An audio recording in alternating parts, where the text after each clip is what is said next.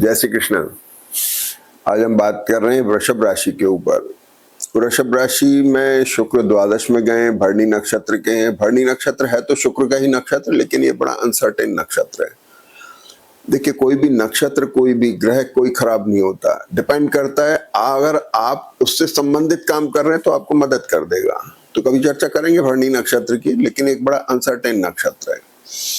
दूसरे स्थान के अंदर सूर्य गुरु बुध बैठे हुए हैं। गुरु और सूर्य प्रशासन को बताते हैं, कॉर्पोरेट सेक्टर को बताते हैं। बुध सेकंड हाउस में अपने स्थान में फाइनेंस को बता रहे हैं, फाइनेंस अच्छा आ रहा है इस वीक में। सबसे महत्वपूर्ण है चौथा स्थान। चौथा स्थान सिंह राशि के अंदर मंगल केतु दोनों साथ बैठे हुए हैं। दोनों के नक्षत्र केतु और सूर्य के हैं। इस विषय पर हम ध्यान से देखेंगे।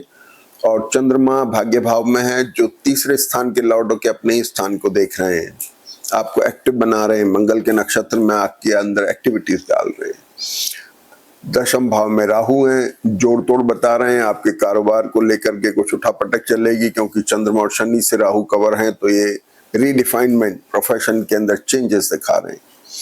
शनि एकादश भाव में है मीन राशि के, और द्वादश भाव में शुक्र हैं। देखिए, शुक्र का द्वादश में जाना थोड़ा कमजोर कर रहा है। अब कमजोर और कहाँ कर रहा है, इसको क्रॉस चेक करने के लिए देखेंगे तो मंगल और केतु चतुर्थ भाव में है। दशमें शनि के ऊपर मंगल की दृष्टि है, जो केतु के साथ बैठे हैं। सूर्य केतु नक्षत्र बना के टेक्निकलिटी है जो प्रोफेशनल स्ट्रेस दे रही है। कुछ लोगों के ट्रांसफर हो रहे हैं, कुछ लोगों के काम पे स्ट्रेस आ रहा है, कुछ का प्रोफेशन अटका पड़ा है, उसको लेके उत्सुकताएं बढ़ रही हैं। सेकंड हाउस में गुरु और बुध बैठे हुए हैं, तो ये गुरु बुध क्या करते हैं, गुरु जहां पर भी बैठते हैं वहां के लिए कंसर्न डेवलप कर देते हैं। एसेट को लेके कंसर्न है, अपनी लाइबिलिटीज को लेके कंसर्न है, फाइनेंस को लेके कंसर्न है। दशम भाव में राहु जो बैठे हुए जोड़ तोड़ बना रहे हैं। आप अपनी प्रोफेशन को बनाए रखने के लिए लड़ाई लड़ रहे हैं, जोड़ तोड़ लगा रहे हैं, लेकिन स्ट्रेस बना हुआ है। और दशम भाव जो होता है पिता का, मदर इन लॉ का भी होता है, तो उनकी हेल्थ को लेकर के ध्यान रखना पड़ेगा। तो सबसे पहले ये बात हो गई कि अपने को इन सब चीजों का ध्यान रखना है। स्टेबल रहिएगा, लगे रहिएगा, सफलता मिल जाएगी। ऐसा बहुत खराब शनि का ट्रांजिट अभी नहीं है। ये इंडिविजुअल हॉरोस्कोप पर डिपेंड करता है कि कितना ज्यादा इसकी इंटेंसिटी होगी। बाकी नॉर्मल कोर्स के अंदर ऐसी कोई बात नहीं। शनि स्ट्रेस्ड है, लेकिन निकल जाएगा वक्त।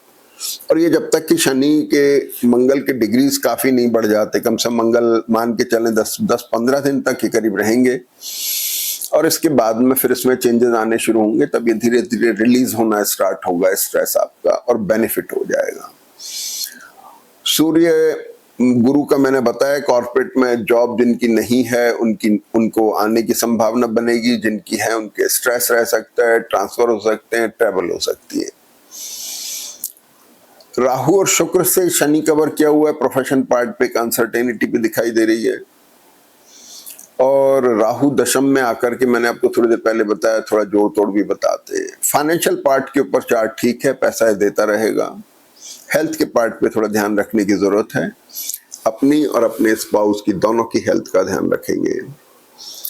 और इसके बाद में पढ़ने वाले बच्चों को थोड़ा सा ध्यान रखना है। बुध उनके बुध के साथ में गुरु सूर्य हैं, शनि दृष्ट हैं, तो थोड़ा स्ट्रेस रहेगा। एग्जाम्स का टाइम अगर आ रहा होगा तो पढ़ाई का स्ट्रेस रह सकता है, नहीं तो आपको अपनी कंसिस्टेंसी बना के रखनी है। शनि थोड़ा सा आपके मन में उसको लेके कुछ चाटन डाल सकते हैं, ध्यान रखने की जरूरत है।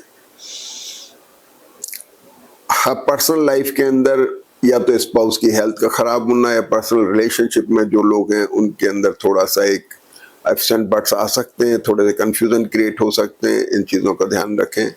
वहां कुछ एक स्ट्रेस आ सकता है, वो उस रिलेशन को थोड़ा सा टर्निश कर रहे हैं, डैमेज कर रहे हैं, उसको थोड़ा सा स्ट्रेस में ला रहे हैं। ये पर्सनल रिलेशनशिप की बात हो गई।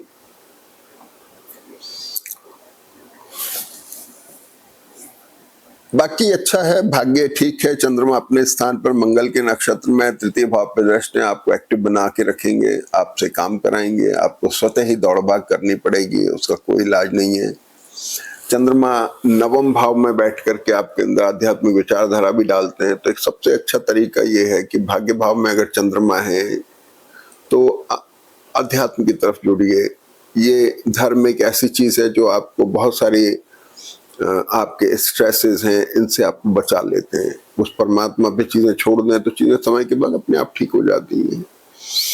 और भगवान शिव की आराधना आपके लिए सबसे उत्तम है। हनुमान जी महाराज की और शिव की आराधना जो एक ऐसी चीज है कि आप कर सकते हैं और रेगुलर करने से ही फायदा होता है। ऐसा नहीं तत्काल आपने किया तो आपको तत्काल फायदा हो जाएगा।